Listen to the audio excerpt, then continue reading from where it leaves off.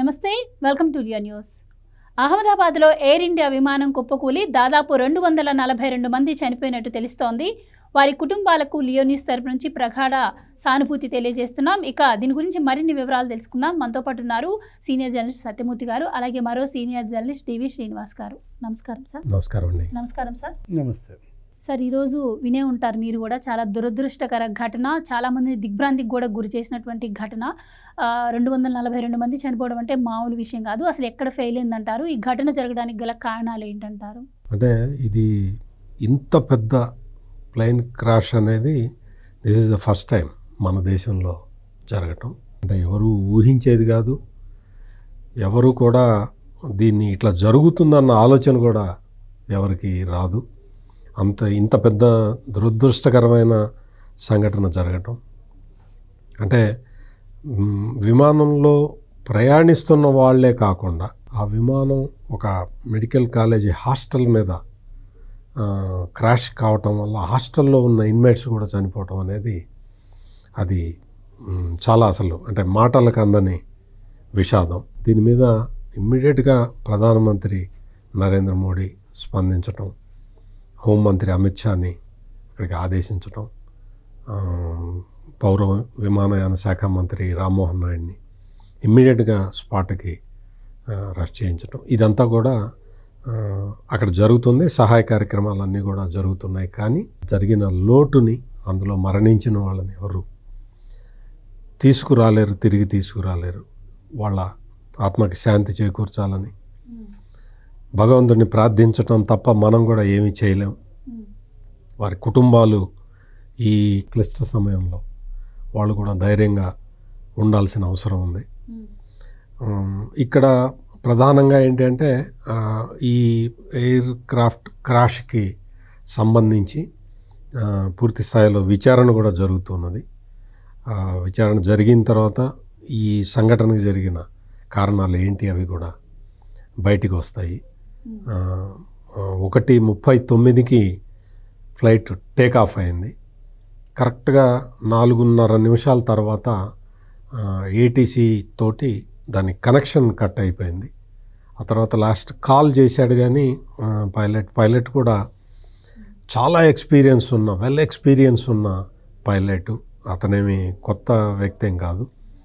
దాదాపు 8,200 flight experience ఉన్న pilot, చాలా అనుభవం ఉన్న వ్యక్తే. కానీ మరి జరిగింది ఈ దురదృష్టకరమైన సంఘటన.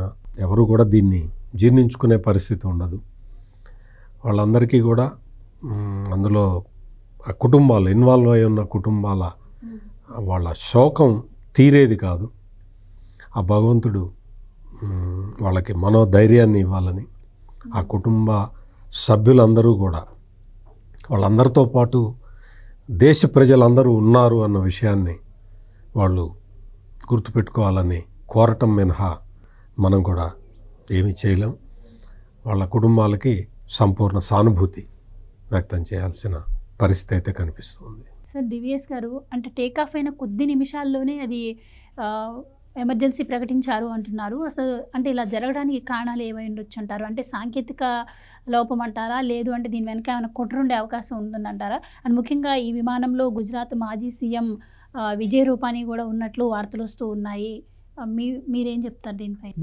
ఇది దిగ్భ్రాంతికరం, దురదృష్టకరం, విచారకరం. 242 మంది మరి విమానం కుప్పకూలి చనిపోవడం, అది కూడా మెడికల్ కాలేజ్ హాస్టల్ మీద పడటం, అక్కడ ఒక 39 మంది వైద్య విద్యార్థులు మరి వాళ్ళు చనిపోవటం, ఇంకో 16 మంది పరిస్థితి చాలా విషమంగా ఉందంటున్నారు. అంటే దీనిపైన మరి హుటాహుటిన ప్రధాని మోడీ స్పందించిన విధానం, విమానయాన శాఖ మంత్రి అమిత్ షా గారు కూడా అక్కడికి వెళ్ళడం, అది మీరన్నది ఏంటంటే ఆ సాంకేతిక కారణాలా లేకపోతే కుట్ర కోణమా, ఇవన్నీ కూడా ఫర్దర్గా తర్వాత దర్యాప్తులో కానీ వెల్లడి కావు. ప్రస్తుతానికి ఏంటంటే ముందు ఆ మృతుల కుటుంబాలకి ప్రభుత్వం తరఫున, ప్రజల తరఫున ఇవాళ సానుభూతి తెలియజేయటం, వాళ్ళ అండగా ఉండడం. మరొకటి ఆ మెడికల్ కాలేజీ, ఆ హాస్టల్ విద్యార్థులు, అక్కడ మరి విషమ పరిస్థితుల్లో ఉన్న వాళ్ళకి అత్యున్నత వైద్య సహాయం అందించటం, మరిన్ని మరణాలు జరగకుండా వాళ్ళని మరి ఆదుకోవడం. ఇదేంటంటే ఇది దేశ చరిత్రలో కని విని ఎరుగని విషాదం. అసలు భారత వైమానిక చరిత్రలో సత్యమూర్తి గారు చెప్పినట్టు ఇదొక షాక్. ఏది ఇంత పెద్ద ప్రమాదం ఇంతకుముందు ఎప్పుడో జరిగింది, కానీ గత 10-15 ఏళ్ళుగా ఇంత పెద్ద ఎత్తున ఒక ఈ ఎయిర్ క్రాఫ్ట్ క్రాష్లో చనిపోవడం ఫస్ట్ టైం చూస్తున్నాం అన్నమాట. ఏదైనా ఇప్పుడు ఇదంతా కూడా ఏంటంటే ఇవాళ మనం జరిగిపోయిన దాని గురించి విచారించే కన్నా మళ్ళీ ఇలాంటి ఘటనలు పునరావృతం కాకుండా దేశ వైమానిక శాఖ కూడా ముందస్తు జాగ్రత్తలు తీసుకోవాలి. కుట్రకోణం కనుక అయినట్లయితే మాత్రం దీనిపైన మరి కఠిన చర్యలు చేపట్టాల్సిన అవసరం ఉంది. చూద్దాం ఏదైతే. రైట్. దీంతో పాటు కూటమి ప్రభుత్వం అధికారంలోకి వచ్చి కూడా ఈ రోజుతో 1 ఇయర్ పూర్తి చేసుకుంది కదా సార్. దీని గురించి కూడా మనం కొన్ని మాట్లాడుకునే ప్రయత్నం చేద్దాము. మరి అధికారంలోకి వచ్చిన దగ్గరకు ముందు ఒక 1 ఇయర్ ముందు ప్రభుత్వం ముందు చాలా సవాళ్లే ఉన్నాయి. సో ఆ సవాళ్ళన్నీ అధిగమించుకుంటూ మరి సంక్షేమ అభివృద్ధి సమప్రాధాన్యత ఇస్తూ 1 ఇయర్ పాలన అయితే పూర్తయిపోయింది. మరి 1 ఇయర్ పాలనపై ప్రజల అభిప్రాయం ఎలా ఉందంటారు? ఇది వాస్తవంగా ఆంధ్రప్రదేశ్ రాష్ట్ర ప్రజలకి స్వేచ్ఛ ప్రసాదించిన రోజు. ఈ రోజుని చాలా ఆనందంగా గడుపుకోవాల్సిన ఈ రోజుని ఈ ప్లేన్ క్రాష్ సంఘటనతోటి మనం కొంత బాధతోటైనా సరే జరుపుకోవాల్సిన అవసరం ఉంది. ఎందుకు అంటే ప్లేన్ క్రాష్ శృతుల గురించి ఇప్పుడే మనం మాట్లాడుకున్నాం. ఆ దురదృష్టకర సంఘటన పక్కన పెడితే ఆంధ్రప్రదేశ్ రాష్ట్రంలో అంతకు ముందర జగన్మోహన్ రెడ్డి హయాంలో ఒక నియంతృత్వ పరిపాలనని మనం చూసాం. అంటే ఏ వ్యక్తికి కూడా స్వేచ్ఛ లేకుండా కేవలం నేరస్తులకు మాత్రమే స్వేచ్ఛ కల్పించిన పరిపాలన జగన్మోహన్ రెడ్డి పరిపాలన. కేవలం నేరస్తులే. ఏ నేరం చేసేవాడైనా సరే వాడు ఫ్రీగా తిరిగాడు సమాజంలో. ఏ నేరం చేసేవాడైనా నేరం చేయకుండా చట్టాన్ని పాటించే వాళ్ళందరూ కష్టాలు పడ్డారు. అది జగన్మోహన్ రెడ్డి పాలనలో ప్రత్యేకత. అటువంటి నియంతృత్వం నుంచి ప్రజలు స్వేచ్ఛ కోరుకున్నారు. దాదాపుగా అప్పట్లో 2019లో ఎలక్షన్లు జరిగిన తర్వాత దాదాపుగా ఒక 1 ఇయర్ వరకు ప్రజలకు అర్థం కాలేదు ఇతను ఏం చేస్తున్నాడు అనేది. ఆ తర్వాత అర్థమైంది జగన్మోహన్ రెడ్డి మారతాడని చెప్పి 1 సంవత్సరం పాటు వెయిట్ చేశారు. కరెక్ట్గా 2 సంవత్సరాలు గడిచిన తర్వాత రాష్ట్రంలో ఉన్న ప్రజలందరికీ అర్థమైపోయింది ఈ జగన్మోహన్ రెడ్డి తన స్వార్థం కోసం, తన స్వలాభం కోసం రాష్ట్రాన్ని సర్వనాశనం చేస్తున్నాడు, ప్రజాస్వామ్యం లేకుండా చేస్తున్నాడు, ప్రజల హక్కుల్ని కాలరాస్తున్నాడు అనేది కరెక్ట్గా 2 సంవత్సరాల లోపల ప్రజలకు అర్థమైపోయి అప్పటి నుంచి ఎన్నికల కోసం వెయిట్ చేస్తూ ఉన్నారు. ఎన్నికలు ఎప్పుడు వస్తాయా, ఈ దుర్మార్గుని ఎప్పుడు దించాలా అని ఆంధ్రప్రదేశ్ ప్రజలందరూ వెయిట్ చేసి కరెక్ట్గా ఈ రోజుకి 1 సంవత్సరం ముందర, అంటే ఇవాళ గవర్నమెంట్ ఫామ్ అయ్యే సంవత్సరం, రిజల్ట్ వచ్చింది 1 వారం కిందట రిజల్ట్స్ వచ్చినాయి. వెయిట్ చేసి మొత్తం కసితోటి ఓట్లేసి అసలు ప్రతిపక్షం అనేది లేకుండా కూటమికి 164 స్థానాలు ప్రసాదించారు. నేను ఇచ్చారు అన్న చిన్న మాటను నేను వాడదలుచుకోలే. 164 సీట్లను ప్రజలు ప్రసాదించారు.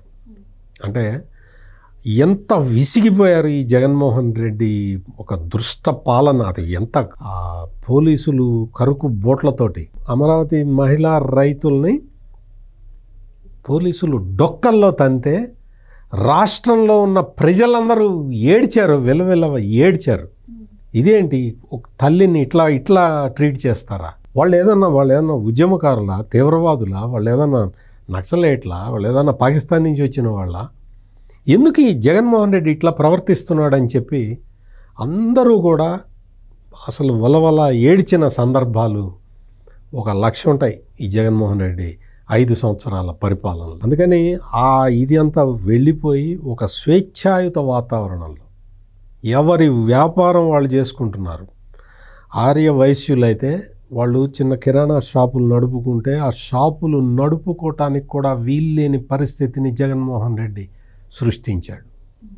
ఒక ఆయన ఒంగోలులో ఒక గుప్తా గారు ఆయన్ని పిలిచి హోటల్ రూమ్లో పడేసి కొట్టి వీడియో తీసి అతన్ని కొడుతూ, ఆ గుప్తాన్ని కొడుతూ వీడియో తీసి ఆ వీడియోని సర్క్యులేట్ చేసిన దుర్మార్గపు ప్రభుత్వం చూసాం మనం. అంటే ఏంటి, అసలు కొట్టేవాడు సైలెంట్గా మామూలు కొట్టుకుంటాడు కదా తలుపులు వేసుకొని. ఈ పిశాచులు వీళ్ళందరూ కూడా వైసీపీకి సంబంధించిన వీళ్ళు ఎట్లా ఇదంటే, వాళ్ళు చేసిన పనిని, వాళ్ళు చేసిన పైశాచికత్వాన్ని సమాజం చూసి, సమాజం భయపడి బయటికి రాకుండా ఉండాలి అని చేశారు. అదేవిధంగా పొంగనూరు వెళ్తే ఎవరో సైకిల్ యాత్ర చేసుకుంటూ పోతూ ఉంటే వాళ్ళని ఆపి వాళ్ళని బట్టలు పొదించి కొట్టి అది వీడియో తీసి వాడు ఎవడైతే కొట్టాడో వాడే పెట్టాడు. అంటే సామాజిక మాధ్యమాల్లో వాడే పోస్ట్ చేశాడు. అంటే వాడి క్రూరత్వాన్ని చూసి ప్రజలు నోరు మూసుకోవాలి, మాట్లాడకూడదు అని. ఇంకొకడు, ఒక డ్రైవరు, ఆర్టీసీ డ్రైవరు వెళ్తుంటే వాడు ఎవడో కారు అడ్డం పెట్టుకొని ఉంటే హార్న్ కొడితే ఆ బస్సు డ్రైవర్ని, దాదాపు 50 ఏళ్ళు ఉంటాయి ఆయన్ని చొక్కా బట్టి బస్సులో నుంచి, ఆర్టీసీ బస్సులో నుంచి బయటికి గుంజి డొక్కల్లో తంతూ ఉంటే అతను విల్ల ఏడ్చాడు. అది వాడే వీడియో తీసి వాడే సర్క్యులేట్ చేశాడు. అంటే నేను మామూలు ఇప్పటివరకు మనం అనుకున్న విషయాలు కాకుండా ఈ విషయాలు ఎందుకు చెప్తున్నాను అంటే, వాళ్ళే చిత్రహింసల పాలు చేసి, వాళ్ళే వీడియోలు తీసి, వాళ్ళే సర్క్యులేట్ చేసుకున్న వాళ్ళని ఏమనాలో మరి అర్థం కాని పరిస్థితి. అందుకనే ప్రజలు తిరుగుబాటు చేశారు. ఇప్పుడు కూటమి ప్రభుత్వం వచ్చిన ఆ మొదటి రోజు నుంచే అమరావతిలో పండగ స్టార్ట్ అయింది. మొదటి రోజు నుంచే ఆంధ్రప్రదేశ్లో ఉన్న ప్రతి గ్రామం కూడా సంతోషపడ్డది, ఆనందంగా వాళ్ళు పండగ ప్రతి నెల 1వ తారీఖు ఆదివారం అయితే 31వ తారీఖు, 31 లేకపోతే 30వ తారీఖే వాళ్ళు పెన్షన్లు అందుకుంటూ పండగ చేసుకుంటున్నారు. ప్రభుత్వ ఉద్యోగస్తులు 1వ తారీఖు కల్లా జీతాలు అందుకుంటున్నారు. వ్యాపారులు ఎవరి వ్యాపారం వాళ్ళు చేసుకుంటున్నారు. ఉద్యోగం చేసేవాడు ఎవడు ఉద్యోగం వాడు చేసుకుంటున్నాడు. చదువుకునే పిల్లలు చక్కగా చదువుకుంటున్నారు, కాలేజీలకు వెళ్తున్నారు, స్కూళ్ళకి వెళ్తున్నారు. వాళ్ళకి స్కూళ్ళ దగ్గర గంజాయి అమ్మేవాడిని పోలీసులు తీసుకెళ్ళి బెండు తీస్తూనే ఉన్నారు. అంటే ఒక రకమైన చైతన్యం మళ్ళీ సమాజానికి ఈ కూటమి ప్రభుత్వం ప్రసాదించింది. మనం చూసాం ఇంతకుముందు సార్తో అన్నట్టు 1 ఇయర్ ముందు ఎన్నో సవాళ్ళు ఉన్నాయి. ఎందుకంటే జగన్మోహన్ రెడ్డి వ్యవస్థలన్నింటినీ ధ్వంసం చేసి వెళ్ళిపోయారు. సో ఆ సవాళ్ళన్నింటినీ అధిగమించుకుంటూ ఇప్పుడు కూటమి ప్రభుత్వం అభివృద్ధి వైపు ముందుకెళ్తోంది. కానీ ఈ 1 ఇయర్లో కూడా ఆ అభివృద్ధిని అడ్డుకునేందుకు వైసీపీ నానా రకాల ప్రయత్నాలు చేస్తోంది. రెడ్ బుక్ రాజ్యాంగం అంటుంది, సంక్షేమ పథకాలు అమలు అవ్వట్లేదు అంటుంది, ఇదేనా విజన్ అంటే, ఇదేనా సీనియారిటీ అంటే అని చెప్పి చంద్రబాబు గారిని కించపరిచే విధంగా మాట్లాడటం కావచ్చు. ఇవన్నీ కూడా ఈవెన్ ఈ 1 ఇయర్ పాలనలో కూడా అసలు నాయకులు ప్రజల ఇంటి ముందుకు వచ్చి మాట్లాడే ఇది కూడా లేదు, పూర్తి వ్యతిరేకత వచ్చేసిందని చెప్పి వైసీపీ అంటుంది. సో ఏదేమన్నా ప్రజల అభిప్రాయం మనకి ఇంపార్టెంట్ కాబట్టి ప్రజల అభిప్రాయం మీద మీ విశ్లేషణ ఏంటి? అంటే 12 జూన్ ఒక పండుగ. ఆంధ్రప్రదేశ్ చరిత్రలో 12 జూన్ ఇవాళ సుపరిపాలనకి నాంది పలికిన రోజు, ఆ రాక్షస పాలన అంతమైన రోజు. ఇందాక సత్యమూర్తి గారు చెప్పినట్టు భయం పోయింది, ఒక భద్రత వచ్చింది. భయంకర పాలన ఇవాళ పోయింది. ఇవాళ ఒక అభివృద్ధి వైపు అడుగేస్తున్నారు. అంటే దమనకాండ అంతమైంది, సుందరకాండ ప్రారంభమైంది. దీన్ని ఎలా చూడాలంటే, ఇప్పుడు 5 ఏళ్ళు జగన్మోహన్ రెడ్డి పరిపాలనలో ఏం జరిగింది? అటు బీసీ, ఎస్సీ, ఎస్టీ, ముస్లిం మైనారిటీల పైన జరిగిన దమనకాండ. జై జగన్ అనలేదని గొంతు కోసి చంపేశారు. అరే అసలు నా అక్కని ఏడిపించొద్దన్నందుకు సజీవ దహనం చేశారు. ఇసుక అక్రమ రవాణా చేయొద్దన్నందుకు పోలీస్ స్టేషన్లో శిరోముండనాలు చేశారు. కిడ్నాపులు, మర్డర్లు, అసలు గ్యాంగ్ రేపులు, అది అసలు ఏంటి, ఒక రాక్షస పాలన అని ప్రజల దృష్టిలో ముద్ర పడిందంటే కారణం ఇదే అన్నమాట. ఒక క్రిమినల్స్ హెవెన్గా ఆ రోజు రాష్ట్రం రెచ్చిపోయారన్నమాట. నేరస్తుడు పాలకుడైతే నేరగాళ్ళంత రెచ్చిపోతారనే దానికి ఆ 5 ఏళ్ళు ఇవాళ ప్రజలు పడిన కష్టాలు, బాధలు ఇవాళ మరి సంవత్సర కాలంగా ఊపిరి పీల్చుకున్నారు. ఏంటి, ఇవాళ ఒక భద్రత, ఈ ప్రభుత్వం పైన ఒక నమ్మకం. ఆ నాయకుడి పట్ల ఒక విశ్వాసం. ఏంటి మనం తీసుకున్నట్లయితే ఈ ఏడాది సాధించిన విజయాలు మీరు అన్నట్టుగా అటు వ్యవసాయం, రైతులు ఈ ప్రభుత్వాన్ని తెచ్చుకున్నారు.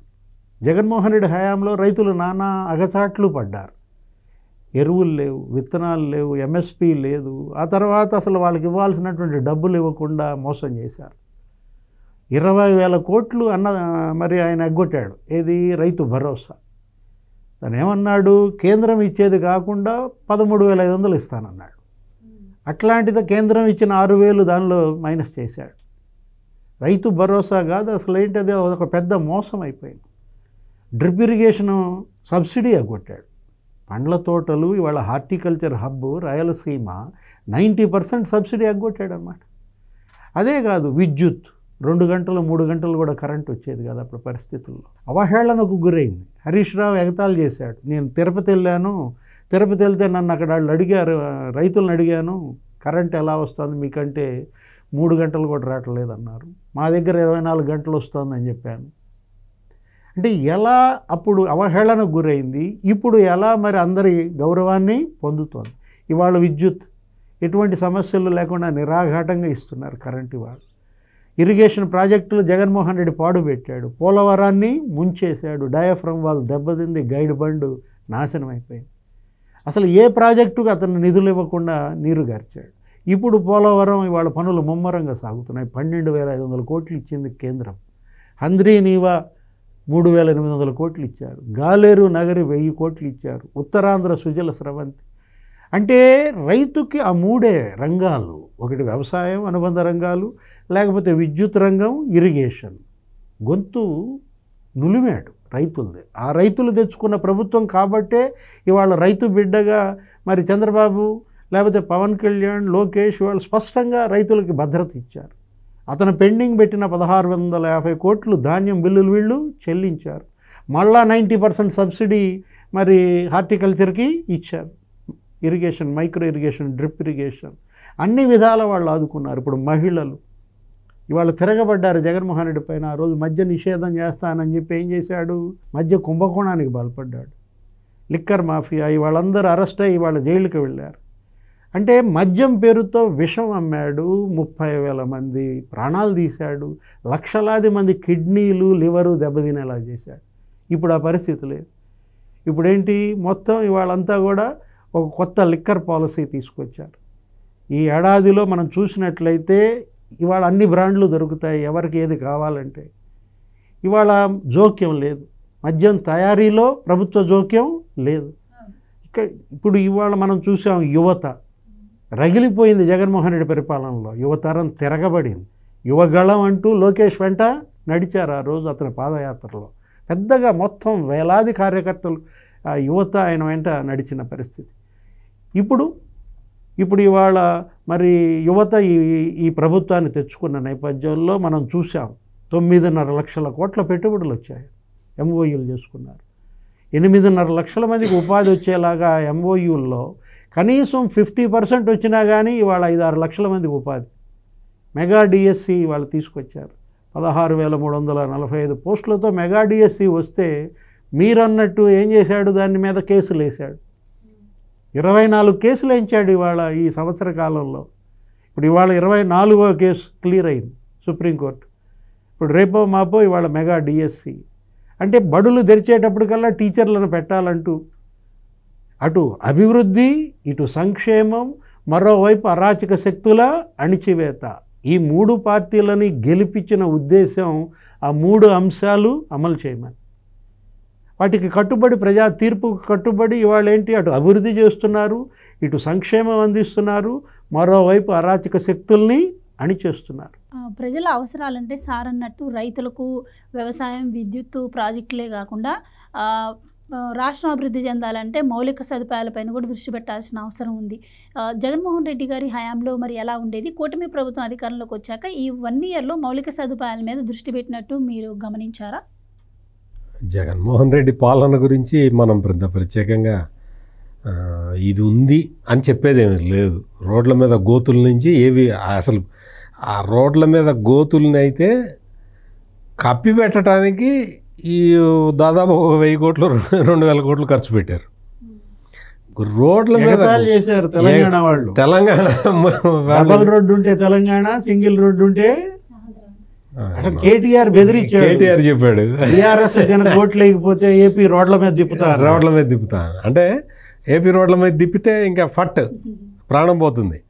అటువంటి పరిస్థితుల నుంచి ఈ రోజున రాష్ట్రం మొత్తం ప్రశాంత వాతావరణంలో ఎవరు ఉద్యోగం వాళ్ళు చేసుకుంటున్నారు, ఎవరి వ్యాపారం వాళ్ళు చేసుకుంటున్నారు, ఎవరి చదువు వాళ్ళు చదువుకుంటున్నారు.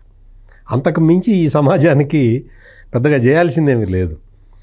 ఇక్కడ మనం కూటమి ప్రభుత్వం వచ్చిన తర్వాత మెయిన్ డ్రైవ్ అంతా కూడా, మెయిన్ ఫోకస్ అంతా కూడా ఎంప్లాయ్మెంట్ క్రియేషన్, ఎంప్లాయ్మెంట్ జనరేషన్, వీటి మీద టార్గెట్ పెట్టుకొని పనిచేస్తూ ఉన్నారు. ఎందుకు అంటే ఈ యువత ఎక్కువ మంది, మన దేశంలో ఎక్కువ మంది యువత ఉన్నారు, యూత్ ఉన్నారు. ఆ యూత్కి మనం ఎంప్లాయ్మెంట్ కల్పిస్తే ఒక్కొక్క వ్యక్తి తన కుటుంబాన్ని కాపాడుకోవటమే కాకుండా రాష్ట్రాన్ని తద్వారా దేశాన్ని కాపాడుతాడనే కాన్సెప్ట్. ఆ కాన్సెప్ట్ తోటి ఎంప్లాయ్మెంట్ క్రియేషన్ మీద విపరీతమైన శ్రద్ధ చూపిస్తూ ఉన్నారు.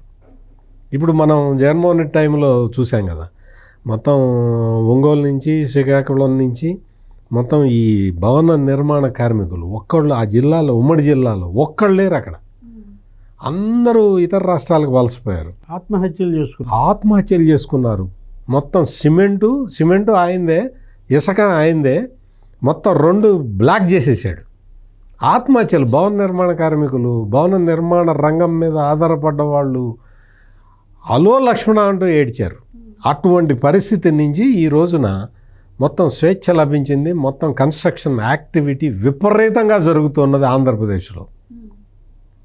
ఒక్క అమరావతి రీజియన్లోనే వర్కర్లు ఎట్లా డైలీ వేజ్ వీళ్ళు వర్కర్స్, కన్స్ట్రక్షన్ లేబరు ఎట్లా పనిచేస్తున్నారో ఒకసారి వెళ్ళి ఈ జగన్మోహన్ రెడ్డి చూస్తే తెలుస్తుంది. వాడెవడో కూర్చొని ఆ సాక్షి టీవీలో కూర్చొని అమరావతిని వేశ్యల రాజధాని అని కూసినవాడు ఒకసారి వెళ్ళి అమరావతి వెళ్ళి చూస్తే తెలుస్తుంది ఎంత కన్స్ట్రక్షన్ యాక్టివిటీ అక్కడ జరుగుతున్నదో, ఎంత కన్స్ట్రక్షన్ యాక్టివిటీ అక్కడ. అసలు ఎంతమందికి, మొత్తం మన రాష్ట్ర ప్రజలకే కాదు, మొత్తం దేశంలో ఉన్న బీహార్ నుంచి, వెస్ట్ బెంగాల్ నుంచి కూడా వచ్చి అక్కడ పనులు చేసుకుంటూ ఉన్నారు. అంత ఎంప్లాయ్మెంట్ క్రియేషన్ జరుగుతూ ఉన్నది అక్కడ.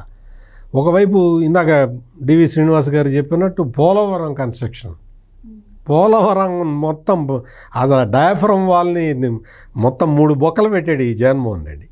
ఈ బొక్కబడ్డ విషయం కూడా తెలియదు. కూటమి ప్రభుత్వం వచ్చిన తర్వాత చూస్తే అన్ని బొక్కలే ఉన్నాయి అక్కడ కిందంతా. అటువంటి పరిస్థితుల్లో జగన్మోహన్ రెడ్డి పరిపాలన సాగితే ఈ రోజున కూటమి ప్రభుత్వం పెట్టుబడులు ఈ మొత్తం భారతదేశంలో ఏ రాష్ట్రానికి కూడా సంవత్సర కాలంలో 9.5 లక్షల కోట్ల రూపాయల పెట్టుబడులు రాలేదు. ఆంధ్రప్రదేశ్కి వచ్చినాయి. ఎట్లా వచ్చినాయి? జగన్మోహన్ రెడ్డి ఉన్నప్పుడు ఎందుకు రాలేదు? కొత్త పెట్టుబడులు రాకపోవడం అటుంచి ఉన్న ఫ్యాక్టరీలను తరిమి కొట్టాడు కదా. ఆ రోజు సజ్జల రామకృష్ణారెడ్డి ఏం చెప్పాడు? వాళ్ళు పోవాలి, వెళ్ళిపోవాలి ఇక్కడి నుంచి, ఉండటానికి వీల్లేదు, పరిశ్రమలు అనేవి ఉండటానికి వీల్లేదు. ఆ పరిశ్రమలన్నీ మా జగన్మోహన్ రెడ్డి పెట్టిన పరిశ్రమలే ఉండాలి, వేరే పరిశ్రమలు ఉండటానికి వీల్లేదు. వేరే పరిశ్రమ ఎవడన్నా పెట్టాలంటే మాకు 50% షేర్ ఇవ్వాలని క్లియర్ కట్గా చెప్పారు. మాకు వాటా ఉన్నవే ఉండాలి ఇక్కడ అన్న పరిస్థితుల్లో ఆ రోజు మొత్తం ఇండస్ట్రియల్ సెక్టార్ మొత్తాన్ని, పారిశ్రామిక రంగం మొత్తాన్ని సర్వనాశనం చేసి పెట్టాడు. వ్యవసాయ రంగాన్ని నాశనం చేశాడు.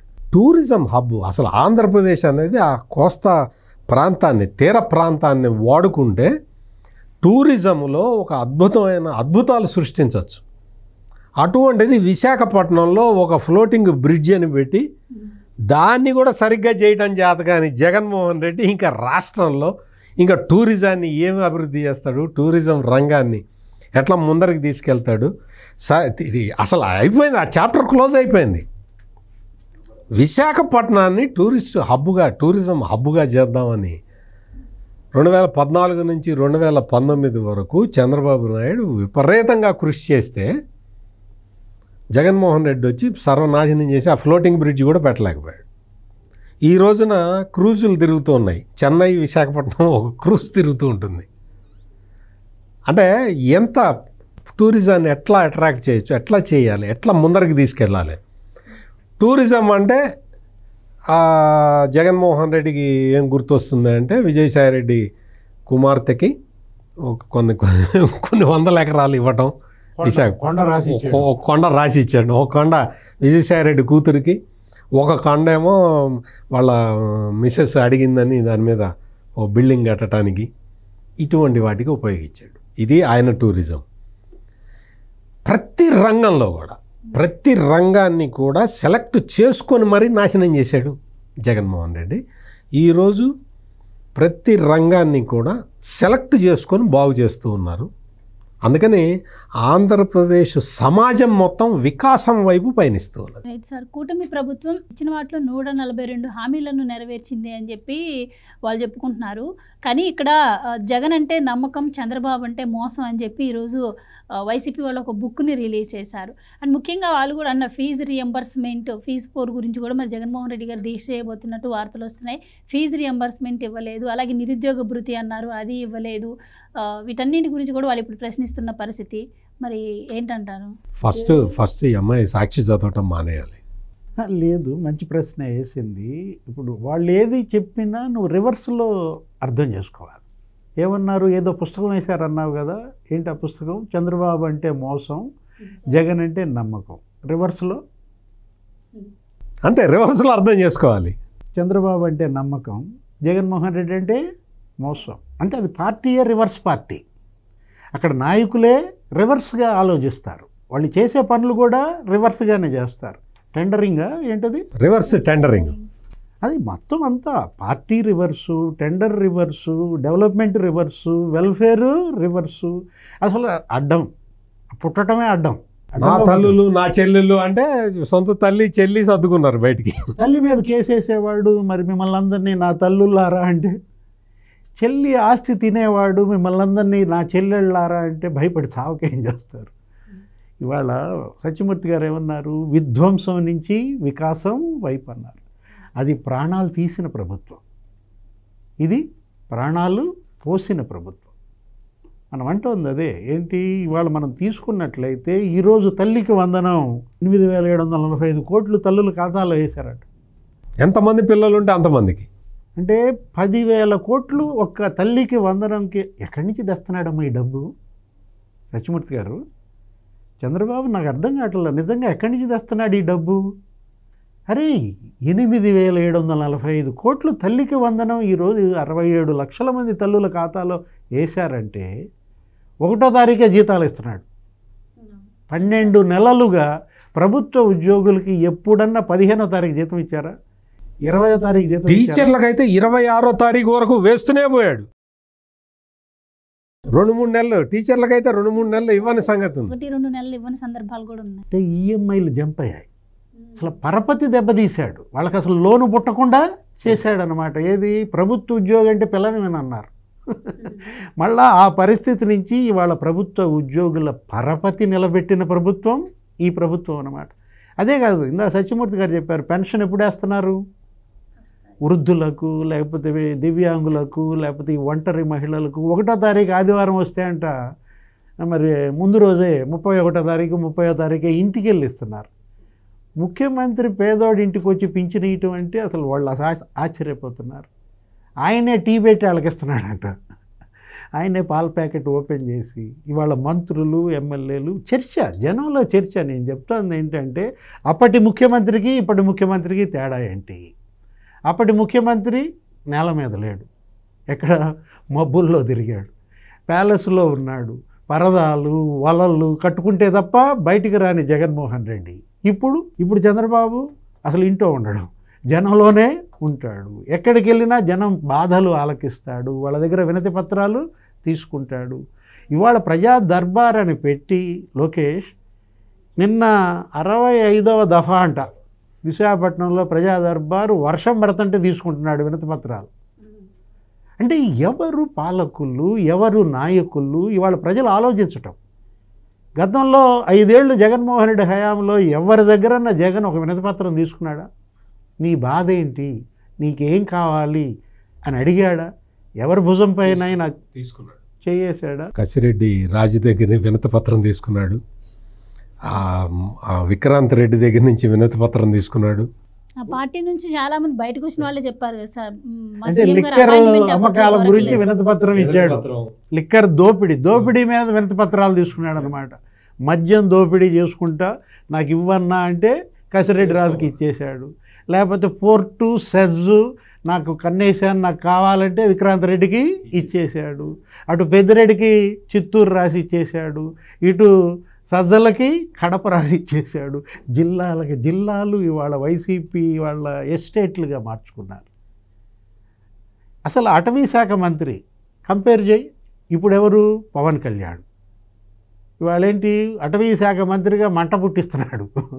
ఎవరు? అంగుళం అటవీ భూమి ఆక్రమించినా ఖబర్దార్ అంటున్నాడు. వాళ్ళు అటవీ శాఖ మంత్రిగా పెద్దిరెడ్డి రామచంద్రారెడ్డి ఆయన దోచాడు, 75 ఎకరాల అడవులు మింగేశాడు. ఆయన అడ్డం పెట్టుకున్న సజ్జల మరి నాదేంటి నేను ఎట్లా ఊరుకుంటానని చెప్పి ఆయన అప్పటి ఒక 105 ఎకరాల అడవి మింగేశాడు. అన్న అంతా నువ్వే తింటేటన్నా నాకు కూడా పెట్టన్నాడు, ఆయనకి ఇచ్చాడు. అడవేగా.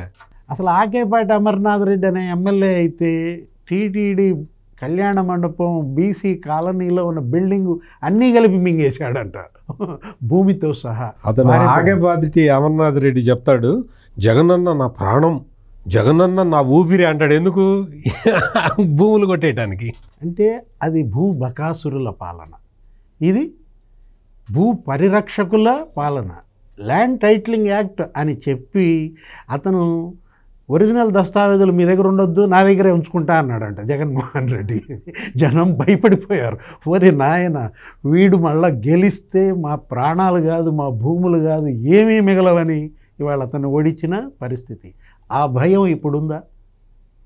భయం లేని రాష్ట్రాన్ని ఇప్పుడు చూస్తున్నాం, స్వేచ్ఛగా ఉన్న రాష్ట్రాన్ని ఇప్పుడు చూస్తున్నాం.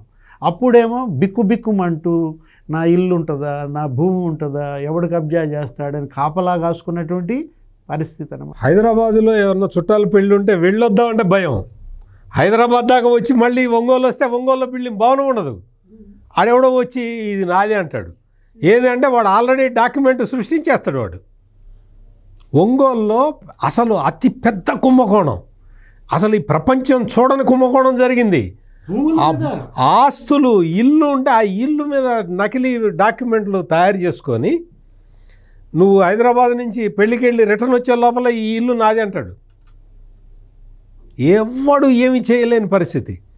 అటువంటి దారుణమైన అకృత్యాలని చేసి జగన్మోహన్ రెడ్డి ఈరోజు వచ్చి నకిలీ ఇళ్ల పట్టాలు, నకిలీ డాక్యుమెంట్స్, నకిలీ ఫోటో ఐడి కార్డులు, వీళ్ళు అమ్మకడు మాడు, వీళ్ళు నకిలీ పుట్టించదు దేనికి చెప్పు? నకిలీ ఏటీఎంలు, నకిలీ ఆధార్ కార్డులు, అసలు మామూలుగా జరిగిందా? అప్పటి పాలన ఫోర్జరీ పాలన. వైసీపీ నాయకురాలు ఒక గుంతకాలలో దొంగ నోట్లు మారుస్తూ పట్టుబడ్డది. అంటే జగన్మోహన్ రెడ్డి ఇవాళ గేట్లు ఎత్తేసాడు, అక్కడ దోపిడీ గేట్లు ఎత్తేసాడు, నేరాలు ఘోరాలు. ఇప్పుడు ఉక్కు పాదం మోపుతున్నారు. ఇవాళ గంజాయి మాఫియా భరతం పడుతున్నారు. ఆ ఈగిల్ అనేది ఒకటి పెట్టి మనం చూసాం. అదేవిధంగా నిన్న చూశారు తెనాల్లో ఏం జరిగింది? ఆ రౌడీ షీటర్లు నడి రోడ్డు మీద ఏం చేశారు? వాళ్ళని బడిత పూజ చేశారు. ఐవైఆర్ కృష్ణారావు గారు బాధపడుతున్నారు. వీళ్ళందరూ బాధపడతారు. బడిత పూజ చేశారని ఆయన పదే ఈ ప్రజాస్వామ్యవాదులందరూ ఆ గంజాయి బ్యాచ్ వచ్చి కానిస్టేబుల్ని కొడితే ఒక్కడు స్పందించలే. అంటే జగన్మోహన్ రెడ్డి పరిపాలనలో నోరు తెరవలేని ఐవైఆర్ కృష్ణారావు గారు, లేకపోతే వడ్డే సోమనాథరేశ్వరరావు గారు. అసలు సోమనాథరేశ్వరరావు గారు అయితే చెయ్యి వణుకుతోంది, మైకు వణుకుతోంది. ఇక ఆయన అసలు మామూలుగా బాబు అని అంటూ బిగించేసి, ఇంకో 40,000 ఎకరాలు ఎందుకు తీసుకుంటావు, ఇంకొక విమానాశ్రయం నిర్మిస్తావా? అరే ఇందాక ఇన్ఫ్రాస్ట్రక్చర్ గురించి అడిగావు, ఏది సత్యమూర్తి గారిని. ఇవాళ ఇన్ఫ్రాస్ట్రక్చర్ అంటే హైదరాబాద్. ఆ రోజు ఉమ్మడి రాష్ట్రంలో చంద్రబాబు సీఎంగా మొత్తం ఈ ఫ్లైఓవర్లు, ఈ 4 లేన్ 6 లేన్ ఔటర్ రింగ్ రోడ్లు, శంషాబాద్ ఎయిర్పోర్ట్. మరి ఇక్కడ ఆంధ్రప్రదేశ్లో అలాంటి ఇన్ఫ్రాస్ట్రక్చర్ రెవల్యూషన్ అవసరం లేదా? ఎందుకు వీళ్ళు అక్కడ ఇంకొక ఎయిర్పోర్ట్ కడతామంటే అడ్డుపడుతున్నారో అర్థం కావట్లా. అంటే అభివృద్ధి చేస్తుంటే అడ్డుపడే రాష్ట్రం దేశంలో ఎక్కడా లేదమ్మా, ఒకే ఒకటి, ఏది? ఆంధ్రప్రదేశ్ అన్నమాట. కేంద్రం సహాయం ఇవాళ ఎలా అందిస్తోంది సత్యమూర్తి గారు? నరేంద్ర మోడీ ప్రభుత్వం జగన్ 5 ఏళ్లలో పైసా ఇచ్చారా? తెచ్చుకునగలిగావా? ఏదైనా పోలవరం కంప్లీట్ చేసావా? అమరావతి చెట్టు నీకు కక్ష, పగ, ప్రతీకారం తీర్చుకున్నావు. కర్నూలు కట్టావా? విశాఖలో ఏమైనా చేసావా? అంటే నీ 5 ఏళ్ళు నీ 33 మంది ఎంపీలని వాళ్ళకి తాకట్టు పెట్టి నీ కేసులు, నీ తమ్ముడు కేసులు. ఇప్పుడు కేవలం మరి 22 మంది ఎంపీలతో ఇవాళ ఏంటి? ఇవాళ సంవత్సర కాలంలో ఎన్ని నిధులు వచ్చాయమ్మా కేంద్రం నుంచి? 2 సార్లు ఆయన ఒకచోట 2 లక్షల కోట్ల పనులకు శంకుస్థాపన చేశాడు, ఒకచోట 1 లక్ష కోట్ల పనులకు శంకుస్థాపన చేశాడు. రేపు మళ్ళీ వస్తున్నాడంటే విశాఖపట్నం యోగాంధ్ర. ఎక్కడుంటాడు జగన్మోహన్ రెడ్డి? యలహంకలో చేస్తాడా యోగా? జైల్లో చేస్తాడా యోగా? అభివృద్ధికి చిరునామాగా ఇవాళ ఆంధ్రప్రదేశ్, అవకాశాల స్వర్గధామంగా ఇవాళ ఆంధ్రప్రదేశ్, పెట్టుబడుల గమ్యస్థానంగా ఆంధ్రప్రదేశ్. అప్పుడు దోపిడీ గమ్యస్థానంగా, గంజాయికి గమ్యస్థానం, ఎర్రచందనానికి గమ్యస్థానం, డ్రగ్స్. దేశంలో ఎక్కడ గంజాయి దొరికినా ఆంధ్రప్రదేశ్ అంటే. ఇక్కడ ఇంకొక చిన్న విషయం ఏంటంటే ఈ మొత్తం ఈ జగన్మోహన్ రెడ్డి పరిపాలనలో దోచుకో, పంచుకో, దాచుకో అనే సూత్రాన్నే ఇంప్లిమెంట్ చేశారు. దాన్నే తూచా తప్పకుండా పాటించారు. ఒకసారి కేంద్రం నుంచి జగన్మోహన్ రెడ్డి సీఎంగా ఉన్నప్పుడు 10,000 డీబీటీ అంటాడు. అదే డీబీటీ దోచుకో, బాదుకో, తినుకోవాలి. ఒకసారి కేంద్ర ప్రభుత్వం, పాపం నరేంద్ర మోడీ ఆధ్వర్యంలో కేంద్ర ప్రభుత్వం 10,300 కోట్లు ఇచ్చింది జగన్మోహన్ రెడ్డికి. ఆ అడ్జస్ట్మెంట్ అని చెప్పి బడ్జెట్ ఆర్థిక లోటుని మొదటి ఏడాది ఇస్తే కేంద్రం ఇట్ట బ్యాంకులో వేసింది. కరెక్ట్గా గంటలో అవి లేవు. 1 అవరే, జస్ట్ 1 అవర్లో 10,300 కోట్లు ఏం చేశాడో జగన్మోహన్ రెడ్డి అర్థం కాల. అంటే కేంద్రం ఒకసారి, ఆ తర్వాత ఇంకా మళ్ళీ ఇవ్వాల, ఇంకా ఎంత వేసినా మాయమైపోతున్నాయని చెప్పి అక్కడ మంగళగిరి పానకాల స్వామికి ఒక చెంబుతో పానకం పోస్తే సగం కనపడుతూ ఉంటుంది. కనీసం చెంబుతో పోసినా సగం ఉంటుంది, బిందెతో పోసినా సగం ఉంటుంది. కానీ ఇక్కడ జగన్మోహన్ రెడ్డికి బిందెతో పోస్తే బిందె మాయం, చెంబుతో పోస్తే చెంబు మాయం. అటువంటి దారుణమైన ఆర్థిక వ్యవస్థని సృష్టించిన వ్యక్తి అతను.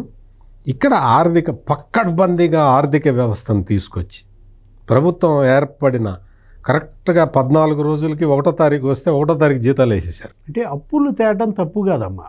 తెచ్చిన అప్పుల్ని నువ్వు దేనికి వాడావు?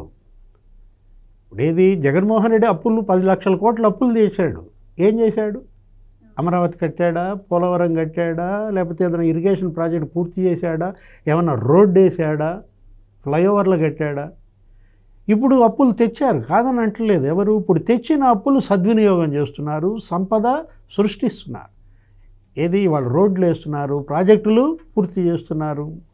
ఇప్పుడు ఇవాళ చూసా నేను ఈ కంపెనీలు, పరిశ్రమలు ఏమేమి వచ్చాయి ఈ సంవత్సరంలో అంటే, గూగుల్ అంట, గూగుల్ క్లౌడ్తో ఒప్పందం, లేకపోతే టీసీఎస్ విశాఖపట్నంలో మరి 12,000 మందికి అది ఉపాధి, లేకపోతే ఇక్కడేంటి హెచ్సిఎల్, డైకిన్, నివిడా, ఎల్జీ, ఎన్టీపీసీ అంటే అక్కడ అదే ఏది 1,50,000 కోట్లతో ప్రధాని మోడీ చేసిన శంకుస్థాపన, సుజ్లాన్, ఎక్స్ఎల్ఆర్ఐ అంటే ఇన్స్టిట్యూట్ కావాలి, అది మనం చూసాం, బిజినెస్ స్కూల్.